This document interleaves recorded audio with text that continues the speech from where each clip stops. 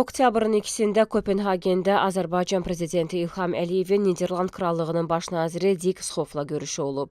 Niderlandın baş naziri Ermənistanla Azərbaycan arasında sülh gündəliyinin irəliyə aparılması ilə bağlı Vaşinqtonda əldə olunmuş nəticələrlə əlaqədar dövlətimizin başçısına təbriklərini çatdıraraq bunun mühüm əhəmiyyət daşıdığını vurğuladı.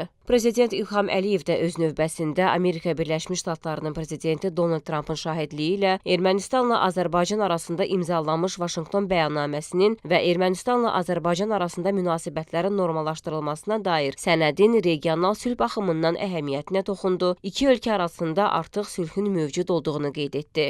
Görüşdə Niderland şirkətlərinin Azərbaycanda uğurla fəaliyyət göstərdiyi vurğulandı. Bunun gəmiçilik, limanların qurulması, elektrik sənayesi, kənd təsərrüfatı, şəhərsalma və digər sahələri əhatə etdiyi qeyd olundu. Söhbət zamanı Azərbaycanla Niderland arasında beynəlxalq təşkilatlar çərçivəsində əməkdaşlıq məsələlərinə toxunuldu. Niderlandın baş naziri ölkəmizdə COP29-un uğurla keçirilməsi münasibəti ilə təbriklərini çatdırdı və həmin tədbir çərçivəsində beynəlxalq iqlim gündəliyi ilə əlaqədar ciddi nəticələrin əldə olunduğunu qeyd etdi.